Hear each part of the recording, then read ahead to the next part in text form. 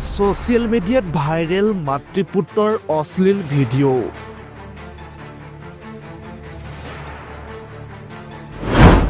মাতৃপুত্ৰৰ অশ্লীল ভিডিঅ'ক লৈ দেশজুৰি ব্যাপক চৰ্চা। কেইটকামান টকা আৰু জনপ্ৰিয়তাৰ কাৰণেই সস্তীয়া ভিডিঅ' নিৰ্মাণ। ভালদৰে মন কৰক এই ভিডিঅ'টোলৈ। আপুনি হয়তো ভাবিছে এওঁলোক প্ৰেমিক প্ৰেমিকা, কিন্তু নহয়, ইহঁত আচলতে মাতৃপুত্ৰ। সামাজিক মাধ্যমত ভাইৰেল হোৱাৰ ভূতে খেদিছে ইহঁতক।